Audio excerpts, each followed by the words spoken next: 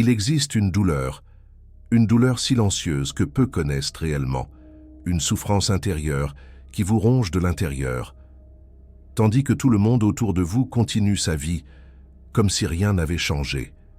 Vous regardez les personnes que vous avez connues toute votre vie et vous avez l'impression qu'un abîme s'est creusé entre vous. Ils vous parlent, mais ils ne vous écoutent pas. Ils vous regardent, mais ils ne vous voient pas. Et le plus effrayant de tout, ils croient genuinement vous connaître. Mais la personne qu'ils connaissaient n'existe plus. Et la personne que vous êtes devenue est invisible pour eux. Eckhart Tolle a passé des décennies à étudier ce phénomène. Et ce qu'il a découvert va complètement changer la façon dont vous comprenez votre propre expérience, d'être mal interprété. Parce que le problème n'est pas en vous. Il ne l'a jamais été. Le problème réside dans la façon dont le cerveau humain traite la réalité. Et pourquoi des personnes à différents niveaux de conscience ne parviennent littéralement pas à se voir. Avant de continuer, j'ai besoin que vous compreniez quelque chose de fondamental.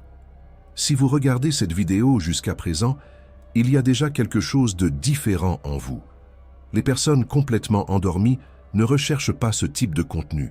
Le simple fait que vous soyez ici signifie qu'une partie de vous a déjà commencé à s'éveiller, même si vous ne l'avez pas encore complètement réalisé.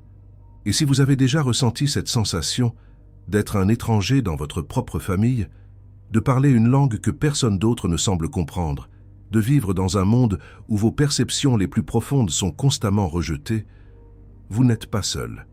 Des millions de personnes à travers le monde vivent la même expérience en ce moment précis. Mais pourquoi cela arrive-t-il? Pourquoi l'éveil spirituel s'accompagne-t-il de cette sensation dévastatrice, d'isolement et d'incompréhension? La réponse qu'Eckhart Tolle offre est à la fois perturbante et libératrice. Et elle commence par une vérité que la plupart des gens ne sont pas prêts à entendre.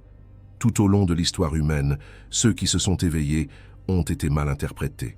Eckhart Tolle, dans son livre Nouvelle Terre, mentionne quelque chose de profondément révélateur. Il dit que les messagers, comme Bouddha, Jésus et d'autres, pas tous connus, ont été les premières fleurs de l'humanité. C'étaient des êtres rares et précieux, des précurseurs de quelque chose de plus grand. Mais leurs messages ont été largement mal interprétés et souvent très déformés. Leur message n'a pas transformé le comportement humain, sauf chez une petite minorité de personnes. Remarquez ce qu'Eckhart Tolle dit. Les êtres les plus éclairés qui aient jamais marché sur Terre ont été incompris pendant leur vie et après leur mort. Leurs paroles ont été déformées, leurs intentions ont été réinterprétées, leurs enseignements ont été transformés en quelque chose de complètement différent de ce qu'ils avaient l'intention de transmettre. Si cela est arrivé à Bouddha et à Jésus, pourquoi vous attendriez-vous à ce que ce soit différent pour vous? William James, considéré comme le père de la psychologie américaine, remarquait déjà ce schéma au début du XXe siècle.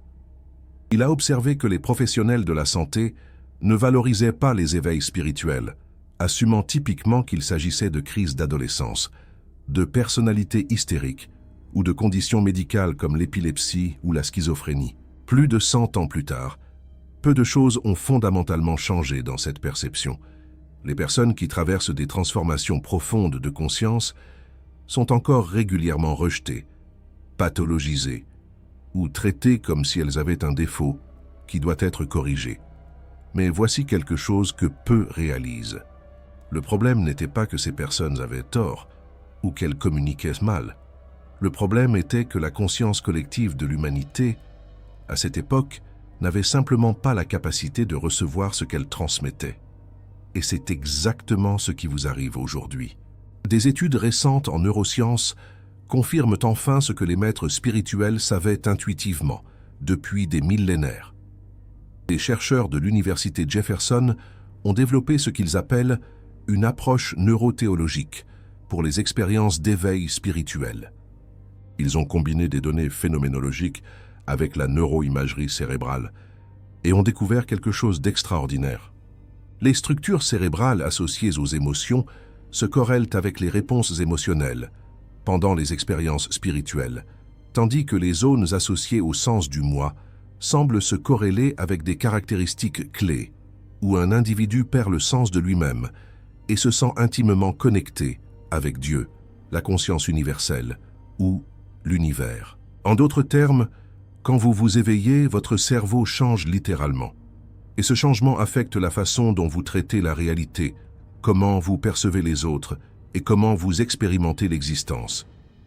Mais voici le problème. Les personnes autour de vous n'ont pas vécu ce changement cérébral. Elles fonctionnent toujours avec le même matériel neuronal, que toujours. Et lorsque deux cerveaux traitent la réalité de manière fondamentalement différente, la communication véritable devient presque impossible. Les avancées dans les technologies de neuroimagerie, telles que l'imagerie par résonance magnétique fonctionnelle et l'électroencéphalogramme, ont permis aux chercheurs d'étudier les corrélats neuronaux des expériences spirituelles. Des études ont révélé des schémas distincts d'activité cérébrale, associés aux états méditatifs, y compris l'activation de régions cérébrales spécifiques liées à la conscience de soi, à la régulation émotionnelle et à la cognition sociale, comme le réseau du mode par défaut. Ce réseau, connu sous le nom de Default Mode Network en anglais, est particulièrement intéressant parce qu'il est associé au sens du moi, à la narration autobiographique et à ce que nous appelons l'ego. Lorsqu'une personne traverse un éveil authentique, l'activité de ce réseau change significativement. Le sentiment de soi séparé, que la plupart des gens considèrent comme leur identité fondamentale, commence à se dissoudre, ou du moins à devenir plus transparent. Et cela a des conséquences profondes sur la façon dont cette personne se relie au monde et aux autres. Imaginez essayer d'expliquer les couleurs à quelqu'un qui est né aveugle. Vous pouvez utiliser tous les mots justes, toutes les métaphores, toutes les descriptions possibles. Mais l'expérience réelle de la couleur reste inaccessible à cette personne. Non pas parce qu'elle est stupide ou têtue, mais parce qu'elle n'a simplement pas l'appareil neurologique nécessaire pour traiter cette information. Et c'est exactement ce qui se passe lorsqu'une personne éveillée tente de communiquer avec des personnes qui dorment encore. Vous ne parlez pas une langue différente. Vous opérez sur une fréquence de réalité complètement différente. Mais attendez. Cela signifie-t-il que la situation est sans espoir? Que vous êtes condamné à une vie d'isolement et d'incompréhension? Pas nécessairement. Et c'est là que ça devient vraiment intéressant. Eckhart Tolle souligne que nous vivons un moment unique dans l'histoire humaine. Pour la première fois, un épanouissement en masse de la conscience est en train de devenir possible. L'humanité traverse une période de turbulence. Et il est extrêmement crucial que les humains s'éveillent à un nouveau niveau de conscience, au milieu du défi et de l'agitation. Cela signifie que plus de personnes s'éveillent maintenant qu'à n'importe quel autre moment de l'histoire. Vous n'êtes pas seul dans ce voyage, pourtant, et voici la partie douloureuse. Le fait que plus de personnes s'éveillent ne signifie pas que les personnes spécifiques dans votre vie vont s'éveiller. Vos parents, vos frères et sœurs, vos amis d'enfance, votre partenaire amoureux. Ils pourraient ne jamais passer par la transformation que vous avez vécue, et vous devez faire la paix avec cette possibilité. Acceptez cette réalité. Maintenant, je vais vous raconter quelque chose qu'Eckhart Tolle mentionne rarement directement, mais qui est implicite dans tous ses enseignements.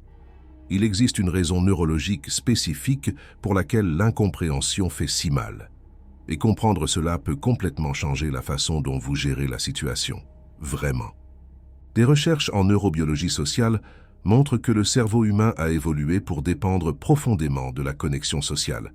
Quand nous nous sentons déconnectés, l'amygdale s'active, scannant les menaces. Et le cortisol, l'hormone du stress, augmente. Le cerveau interprète littéralement la déconnexion sociale comme un danger. De plus, l'ocytocine, connue comme l'hormone du lien, est libérée quand nous nous sentons acceptés et reflétés par les autres. Le cerveau social veut la similarité et la sécurité, en nombre. Alors, quand vous vous éveillez et que soudain vous vous voyez hors de syntonie avec votre groupe social, votre système nerveux entre en panique, pas parce que vous faites quelque chose de mal, mais parce que votre cerveau est toujours programmé avec un logiciel de survie tribale, qui a des milliers d'années. La solitude que vous ressentez n'est pas seulement le fait d'être incompris. C'est votre système nerveux qui lutte contre la perte de ses anciens signaux de sécurité. Cela explique cette sensation dévastatrice que beaucoup de personnes qui s'éveillent rapportent. Cette sensation de perdre sa place dans le monde, de ne plus appartenir à nulle part, d'être un étranger, même parmi les personnes les plus proches. Ce n'est pas de la faiblesse, ce n'est pas de l'exagération, c'est de la biologie. Et comprendre cela est le premier pas vers la transcendance. Il existe un concept dans la psychologie transpersonnelle appelé émergence spirituelle. Ce terme a été inventé par Stanislav Grof et sa femme Christina pour décrire les états de crise qui peuvent accompagner les transformations spirituelles profondes. Le problème, c'est que ces états sont souvent confondus avec la psychose ou d'autres troubles mentaux. Les chercheurs alertent que l'émergence spirituelle se réfère à des conditions où les états non ordinaires de conscience sont vus et traités comme la psychose, des troubles neurologiques ou des états dissociatifs à travers une médication suppressive et des thérapies, parce que la psychiatrie et la psychologie occidentale manquent d'un cadre et d'une expertise pour comprendre ces états. C'est dévastateur quand vous vous arrêtez pour y penser. Des personnes en pleine transformation de conscience, passant par des expériences qui pourraient être les plus significatives de leur vie, sont souvent traitées comme si elles étaient malades. Leur famille s'inquiète, leurs amis s'éloignent. Des professionnels de santé prescrivent des médicaments pour supprimer des symptômes qui sont en réalité des signes de croissance. Il est impératif que les psychiatres prennent conscience de l'éveil comme un phénomène en soi, au lieu de le traiter comme une forme de psychose au Royaume-Uni. Il existe déjà un groupe d'intérêt spécial en spiritualité et psychiatrie au sein du Royal College of Psychiatry. Mais cette prise de conscience est encore loin d'être la norme dans la plupart des pays. Mais il existe un autre niveau de cette question que nous devons explorer. Pourquoi spécifiquement les gens interprètent-ils mal ceux qui se sont éveillés? Que voient-ils exactement quand ils vous regardent? Des recherches publiées dans le journal PMC sur la spiritualité et la santé mentale ont révélé quelque chose de perturbant. Il existe ce que les chercheurs appellent un fossé de religiosité, une différence dans la valeur donnée à la spiritualité par les professionnels, en comparaison avec les utilisateurs de services. Ce fossé peut être dû à un manque de compréhension sur les formes complexes dont les gens se connectent avec la spiritualité dans la société contemporaine et dans des contextes de santé mentale. Le résultat, c'est que les besoins spirituels des gens sont souvent négligés, écartés ou pathologisés dans la pratique clinique. Vous avez lu ça? Pathologisés. Cela signifie que les expériences spirituelles profondes et génuines sont souvent traitées comme une maladie mentale. Et cela n'arrive pas seulement dans des contextes cliniques. Cela arrive dans les familles, dans les relations, dans les environnements de travail, dans les groupes sociaux. Quand vous commencez à questionner le récit standard de la réalité, quand vous arrêtez de vous soucier des choses que tout le monde semble valoriser, quand vous développez une perspective qui transcende l'ego collectif. Les gens autour de vous ne voient pas une transformation. Ils voient un problème. Ils voient quelqu'un qui a besoin d'aide, qui a besoin d'être réparé, qui a besoin de revenir à la normale. Et voici l'ironie cruelle. Plus vous essayez d'expliquer votre perspective, plus vous paraissez fou, parce que les explications viennent de l'intellect. Et ce que vous avez expérimenté transcende l'intellect. C'est comme essayer d'utiliser des mots pour transmettre le goût d'un fruit. Vous pouvez décrire jusqu'à vous lasser. Mais la personne qui n'a jamais goûté ce fruit ne va simplement pas comprendre. Eckhart Tolle aborde cela d'une façon très spécifique. Il dit que la source d'une grande partie de notre souffrance vient de l'esprit pensant, des regrets sur le passé, des préoccupations sur le futur et de toutes les croyances très convaincantes qui créent le faux moi égoïque. Quand vous reconnaissez qu'il existe une voix dans votre tête qui prétend être vous, vous vous éveillez de votre identification inconsciente avec le flux de pensée. Mais les personnes qui sont encore complètement identifiées avec leurs pensées ne peuvent pas voir cela. Pour elles, la voix dans leur tête est qui elles sont. Et quand vous suggérez qu'il existe peut-être quelque chose au-delà de cette voix, vous dites basiquement que leur identité n'existe pas. Et peu de choses provoquent une réaction défensive plus forte qu'une menace à l'identité. Et c'est pourquoi vos tentatives de partager des insights spirituels résultent souvent en conflit ou en distanciation. Ce n'est pas que les gens ne veulent pas comprendre. C'est que comprendre exigerait qu'ils questionnent tout ce qu'ils croient être. Et l'ego fera tout pour éviter ce type de menace existentielle. Il existe quelque chose d'encore plus profond qui se passe dans ces interactions. Quand vous interagissez avec quelqu'un à partir d'un lieu de présence authentique, vous exposez involontairement le manque de présence de cette personne, pas avec des mots, pas avec du jugement, simplement par votre façon d'être. Et cette exposition, même étant complètement inconsciente, provoque un inconfort chez l'autre personne. Elle sent que quelque chose est différent, que quelque chose ne s'emboîte pas. Mais elle ne parvient pas à identifier ce que c'est. C'est puissant. Et souvent, ce malaise est projeté sur vous. Vous devenez le problème. Vous êtes trop intense. Vous avez changé. Vous n'êtes plus la même personne. Et voici l'ironie. Ils ont raison, vous avez changé. Vous n'êtes plus la même personne. Mais ce n'est pas un problème. C'est une évolution. Maintenant, vous vous souvenez quand j'ai mentionné au début que cette situation est à la fois perturbante et libératrice. Nous avons déjà exploré la partie perturbante. Il est temps de parler de la libération. La première et la plus importante compréhension est celle-ci. Vous n'avez aucune obligation d'être compris. Relisez ça. Vous n'avez aucune obligation d'être compris. Ce besoin de validation externe est un résidu de l'ego qui est encore en train d'être transcendé. Quand vous attendez que les autres valident votre expérience, vous leur donnez essentiellement du pouvoir sur votre réalité intérieure, et personne ne devrait avoir ce pouvoir. Eckhart Tolle enseigne que le moment présent est tout ce qui existe. Quand vous êtes vraiment présent, le besoin d'être compris se dissout, parce que, dans le moment présent, vous ne portez pas d'histoire sur la façon dont les autres devraient vous voir. Vous existez simplement. Et cette existence est complète en elle-même, n'ayant pas besoin de confirmation externe. Cela ne signifie pas que vous devez vous isoler complètement ou abandonner toutes vos relations. Cela signifie que vous changez la base de ces relations.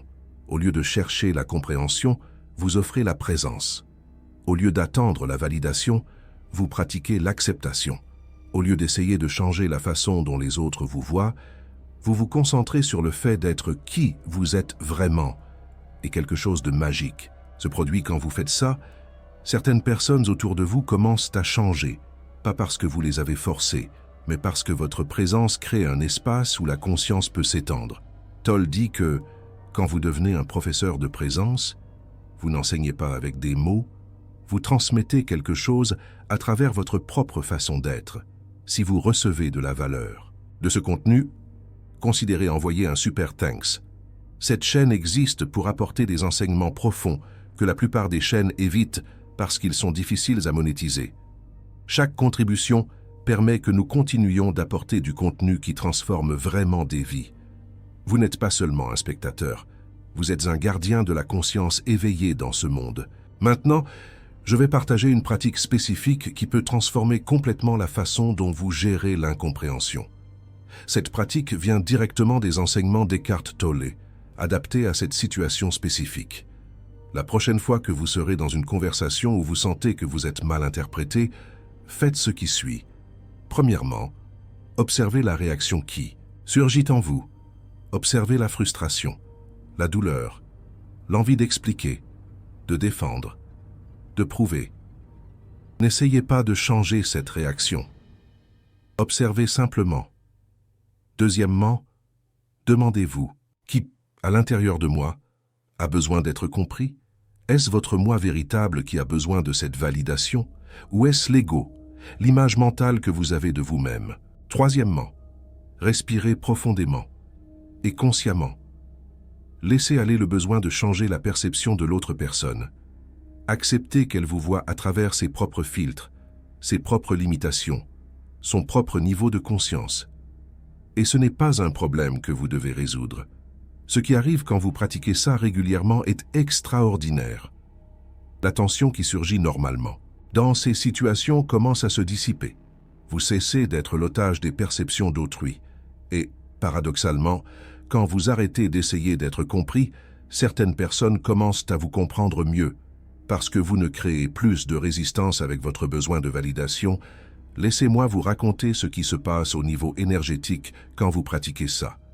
Quand vous êtes dans une conversation en essayant désespérément d'être compris, vous émanez une énergie de manque, de besoin, d'incomplétude. Cette énergie est perçue inconsciemment par l'autre personne et provoque fréquemment plus de résistance. C'est comme si vous demandiez quelque chose que la personne ne sait pas comment donner. Mais quand vous entrez dans la même conversation ancrée dans votre propre présence, sans avoir besoin de rien de l'autre personne, quelque chose de complètement différent se produit. Vous émanez une énergie de plénitude, d'autosuffisance, de paix. Cette énergie est aussi perçue inconsciemment et crée fréquemment un espace où une connexion authentique peut se produire, même si l'autre personne ne peut pas articuler exactement ce qui a changé. Vous n'avez pas besoin d'expliquer votre cheminement spirituel pour vous connecter avec les gens. En fait, les explications créent fréquemment plus de barrières que de ponts. Ce qui connecte, c'est la présence. Ce qui connecte, c'est l'écoute véritable. Ce qui connecte, c'est l'absence d'agenda. Il existe encore un autre aspect important que nous devons aborder. Que faire quand l'incompréhension vient de personnes très proches, comme des partenaires romantiques ou des parents? C'est peut-être la situation la plus difficile que les personnes éveillées rencontrent, parce qu'avec des étrangers ou des connaissances, vous pouvez simplement limiter le contact. Mais avec des personnes proches, la question est plus complexe. Premièrement, reconnaissez que les relations intimes servent fréquemment de miroir pour notre propre croissance. Si vous êtes constamment frustré par ce que votre partenaire ne vous comprend pas, demandez-vous, qu'est-ce que cette frustration m'enseigne? Peut-être vous enseigne-t-elle à trouver la paix indépendamment de la validation externe. Peut-être vous montre-t-elle des domaines où vous êtes encore attaché à des résultats. Peut-être vous prépare-t-elle à des décisions qui doivent être prises. Deuxièmement, acceptez que certaines personnes peuvent ne jamais s'éveiller dans cette vie. Cela inclut potentiellement des personnes que vous aimez profondément. C'est votre choix de rester en relation avec ces personnes ou non. Il n'existe pas de réponse juste universelle. Ce qui existe, c'est la réponse juste pour vous, en ce moment, basée sur votre propre niveau de conscience et sur les circonstances spécifiques de votre vie. Troisièmement, rappelez-vous que l'amour véritable ne dépend pas de la compréhension mutuelle. Vous pouvez aimer quelqu'un profondément même en sachant que cette personne ne comprend pas qui vous êtes réellement. Ce type d'amour est plus mature, plus inconditionnel, moins dépendant d'une réciprocité parfaite. Quatrièmement, pratiquez ce que Tolle appelle la relation sans forme. Cela signifie se relier à l'essence de la personne et non à sa personnalité ou à ses opinions sur vous, sous tous les masques. Sous toutes les identifications mentales, existe la même conscience qui existe en vous. Quand vous parvenez à percevoir ça, même brièvement, quelque chose change dans la dynamique de la relation. Des recherches sur les relations de longue durée montrent que les couples qui parviennent à maintenir une connexion, malgré des différences significatives, ont fréquemment développé cette capacité de voir. Au-delà de la surface, ils ne sont pas d'accord sur tout, ils ne se comprennent pas complètement, mais ils se respectent et s'aiment, au-delà des mots. Mais ils ont développé un respect pour l'humanité essentielle de l'autre, indépendamment des différences. Cela ne signifie pas que vous devez rester dans des relations abusives ou profondément dysfonctionnelles. L'éveil apporte aussi la clarté. Et parfois, cette clarté révèle que certaines relations ne servent plus votre croissance ou votre bien-être. Discerner entre l'inconfort de la croissance et le dommage réel fait partie du voyage. Maintenant, je vais vous confier le secret qui change tout, le plus grand piège pour les personnes éveillées, et de créer une nouvelle identité en tant que personne éveillée. Quand vous faites cela, vous échangez simplement une prison mentale contre une autre. Vous passez de « je suis Sophie » avec de telles caractéristiques à « je suis une personne éveillée », incomprise par le monde endormi. Les deux sont des constructions mentales. Les deux sont des limitations. Le véritable éveil n'ajoute rien à qui vous êtes. Il retire les couches d'identification avec les pensées, les émotions, les rôles sociaux, les histoires personnelles. Ce qui reste n'est pas une nouvelle identité améliorée. Ce qui reste, c'est la conscience pure qui a toujours été là, avant toutes les identifications, comme le dit Eckhart Tolle. Quand vous opérez à partir de cet espace de conscience pure, la question d'être compris ou mal interprété perd de son urgence, parce qu'il n'existe plus un moi séparé qui a besoin de validation. Il existe seulement la conscience, expérimentant la vie, à travers cette forme humaine spécifique. Cela ne signifie pas que vous devenez insensible ou distant. En fait, c'est l'opposé qui se produit. Vous devenez plus présent, plus compatissant, plus capable de connexion véritable, parce que vous ne filtrez plus chaque interaction à travers la question inconsciente. Est-ce que cette personne me voit comme je veux être vu? Donc, il existe une deuxième pratique que je veux partager avant de terminer. Cette pratique est spécifiquement pour ces moments où la douleur de l'incompréhension semble insupportable. Quand vous sentez que personne dans ce monde ne vous connaît réellement, dans ce moment, arrêtez-vous. Fermez les yeux si possible et demandez-vous, qui est ce eux qui se sent incompris? Ne répondez pas avec des pensées, simplement. Restez avec la question. Permettez-lui de pénétrer plus profondément que l'esprit ne va habituellement. Ce que vous allez découvrir, si vous le permettez, c'est que ce moi qui cherche la compréhension est en lui-même une construction mentale. Et derrière cette construction, il existe quelque chose qui n'a jamais eu besoin de compréhension pour exister. Quelque chose qui a toujours été complet. Quelque chose qui simplement est. Eckhart Tolle appelle cela votre être essentiel. D'autres peuvent appeler cela la conscience pure, la présence, ou simplement cela que vous êtes. Avant toute histoire sur qui vous êtes. Peu importe le nom. Ce qui importe, c'est l'expérience directe. Et quand vous touchez cet espace, même que brièvement, la question de l'incompréhension se dissout temporairement. Non pas parce qu'elle a été résolue intellectuellement, mais parce que vous réalisez qu'elle n'a jamais été réelle au départ. C'était juste un autre drama de l'esprit pensant. Une autre histoire de l'ego cherchant la confirmation de sa propre existence. Bien sûr, vous allez revenir à vous identifier avec des pensées. Vous allez revenir à sentir la douleur de l'incompréhension. C'est normal et attendu. La différence, c'est que maintenant vous avez un chemin de retour. Vous savez qu'il existe quelque chose au-delà du drama. Et chaque fois que vous retournez à cet espace, il devient plus accessible. Pour conclure, je veux vous laisser avec une perspective qu'Eckhart Tolle mentionne fréquemment. L'humanité est à un moment critique de son évolution. Les vieilles structures s'effondrent, de nouvelles formes de conscience émergent, et vous, simplement, en étant dans ce voyage d'éveil, vous contribuez à cette transition.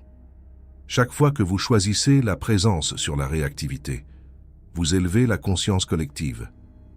Chaque fois que vous trouvez la paix au milieu de l'incompréhension, vous démontrez qu'il existe une autre façon de vivre. Chaque fois que vous refusez d'entrer en conflit quand vos boutons sont activés, vous brisez des schémas qui se répètent depuis des générations. Vous n'avez pas besoin d'être compris pour remplir votre rôle dans cette transformation planétaire. Vous avez seulement besoin d'être vous-même, pas la version de vous que les autres attendent, pas la version que l'ego projette, la version qui émerge quand tous les conditionnements sont transcendés. Cette version est déjà parfaite. Cette version est déjà complète. Cette version n'a pas besoin d'approbation, parce qu'elle est la source même d'où toute approbation genuine émane. Comme nous l'enseigne Eckhart Tolle. Polémique pour les commentaires. Être mal interprété est le prix inévitable de l'éveil. Où est-il possible de trouver une compréhension véritable, même parmi les personnes endormies? Commentez votre perspective. Commentez aussi si vous avez déjà perdu des relations importantes parce que les gens ne pouvaient plus vous reconnaître. Je réponds à tous dans les premières heures.